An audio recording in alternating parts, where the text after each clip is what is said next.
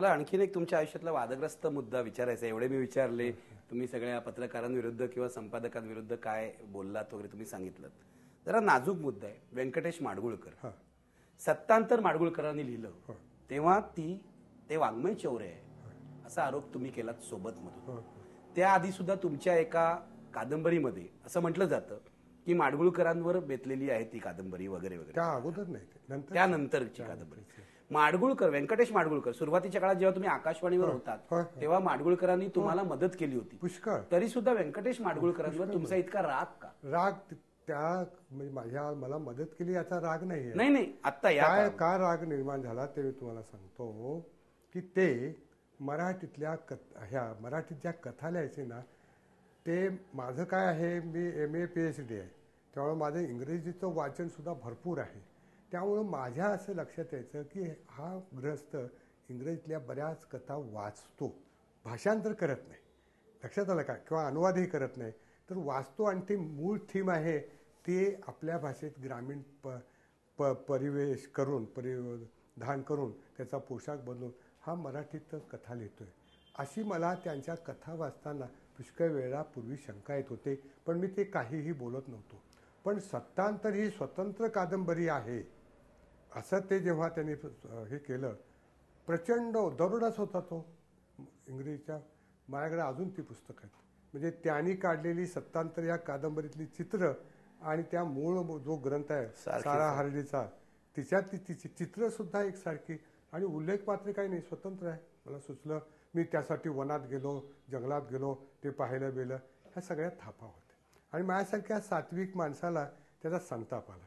हे म्हटलं कसल्या म्हणजे जसा आपला बाप जर दारुडा असेल तर मी त्यांना बोलणार, मी त्यांच्याविषयी आदर व्यक्त करणार नाही. व्यंकटेशचं माझं प्रेम हे अशा प्रकारचं होतं, पण ते मोठे आहेत आणि मी लहान आहे म्हणून त्यांची ही चोरी मी खपवून घेणार नाही. मी सोडलं, 1 वर्षात रेडिओ सोडलेला आहे, तुम्हाला माहिती नाही, कारण नको आपल्याला हे असं हे करायचं. या तुमच्या स्वभावामुळे स्पष्ट बोलण्याच्या तुम्हाला शत्रू खूप निर्माण झाले असतील. आरंभीच्या काळात भरपूर झाले, आरंभीच्या काळात भरपूर झाले. पण म्हणून तुम्ही मराठी साहित्यिकांच्या कोणत्या कंपूचा भाग झाला नाही? कधीच झाला नाही. या स्वभावामुळे नाही कंपूत मी कधीच जाऊ शकलो नाही. माझ्या लक्षात आलंय, साहित्य ही साधना आहे, ते व्रत आहे, तपश्चर्या आहे. आणि कोणतंही तपश्चर्या व्रत हे एकट्यानंच करायचं असतं. सगळ्यांनी मिळून व्रत साधलं, सगळ्यांनी मिळून साधना केली. सगळेच महात्मा गांधी होत नाही, तो सगळे शिष्य होतात फक्त. म्हणून ते आपण एकट्यानंच आपली साधना चालू ठेवायची, ही भूमिका आहे. तुम्ही आता साहित्य संमेलनाचे अध्यक्ष आहात आणि तुम्ही कागल सारख्या गावातून आलात, सीमा भाग आहे तो, आणि आता जो वाद चाललेला आहे सीमा प्रश्नावरून, म्हणजे हा प्रश्न मी तुम्हाला अशासाठी विचारतोय की सीमा प्रश्न मांडला गेला हा मराठी साहित्य संमेलनाच्या व्यासपीठावर पहिल्यांदा मांडला गेला. अगदी अलीकडच्या काळात बेळगावात यदी फडक्यांनी संमेलनाध्यक्ष असताना तो रेटला. या संमेलनामध्ये सीमा प्रश्नासाठी काही करण्याचा तुमचा विचार आहे? माझा सीमा प्रश्नासाठी साहित्यिक म्हणून करण्याचा हेच आहे आणि माझी पूर्वीपासूनची भूमिका आहे ती. लहानपणी मी तिथल्या संपात आणि मोर्चामध्ये जॉईन झालेलो होतो बेळगावच्या प्रश्नाच्या. आणि मला अजूनही वाटते की जो भाग मराठी भाषिकांचा कर्नाटकात गेलेला आहे तो महाराष्ट्रात आलाच पाहिजे.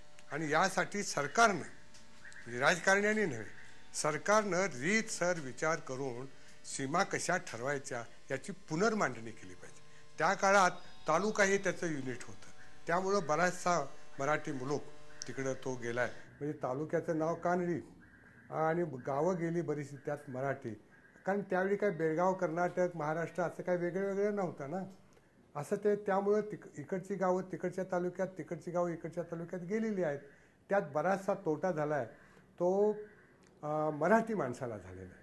त्यातली बरीचशी मराठी गावं ही कर्नाटकाच्या तालुक्यामध्ये गेलेली असल्यामुळं तो सीमा प्रश्न तिथले राजकारणी, लक्षात आलं, किंवा महाराष्ट्राचे राजकारणी नीटपणे सोडवत नाहीत. तो शासकीय पातळीवर सोडवला पाहिजे, नीटपणे पुनर्मांडणी करून. पण तिकडं कोणी लक्ष देत नाही, असं होतं. कारण तिथलेही आता राजकारणी राहिले, तिथं कोणी आता नेहरू बिरू नाहीत, अमुक तमुक फालतू लोकच तिथं असतात आणि त्यांना इथल्या आपल्या कार्यकर्त्यांना दुखवायचं नाही आहे. त्यामुळं तो प्रश्न तसाच हे पडत राहिलेला. पण ते आता लोकसुद्धा तिथे पेटलेले दिसत आहेत आणि तो प्रश्न त्यांना केव्हा तरी सोडवावा लागेल असं वाटतं. शेवटी मी तुम्हाला एकच विचारीन महाबळेश्वरचं जे हे संमेलन आहे अखिल भारतीय मराठी साहित्य संमेलन कसं वेगळं असणार आहे? कारण डॉक्टर आनंद यादव जेव्हा संमेलनाचे अध्यक्ष असतात तेव्हा सगळ्या मराठी रसिकांच्या वेगळ्या अपेक्षा आहेत. हे संमेलन कसं वेगळं करण्याचा तुमचा प्रयत्न असणार आहे? महाबळेश्वर सारख्या गावामध्ये एक ग्रामीण साहित्यिक अध्यक्ष झालेलं आहे. महाबळेश्वर सुद्धा तुम्ही मगाशी म्हणाल तसं मूळचं खेडच आहे ते, आणि तिथं अर्ध खेडं अर्ध हे असं झालेलं आहे. आणि ते तिथं मी ग्रामीण समाजाचं भवितव्य आणि एकूण मराठी साहित्याचं भवितव्य काय आहे याच्या संबंधी मी विस्तृत बोलणार आहे तिथे. आणि ते ऐकायला मला आज म्हणजे आज नव्हे, आजकाल हजारो मला फोन आलेत की आम्ही साहित्य संमेलनाला येणार, आणि ही सगळी ग्रामीण विभागातली तरुण मंडळी आहेत. हे होते आनंद यादव. महाबळेश्वरचं जे मराठी साहित्य संमेलन आहे ते मराठी रसिकांसाठी काय असणार आहे मला माहीत नाही, पण महाराष्ट्रातल्या गावखेड्यातल्या माणसासाठी आणि तरुण पिढीसाठी तो एक मैलाचा दगड ठरणार आहे, याविषयी शंका नाही. धन्यवाद.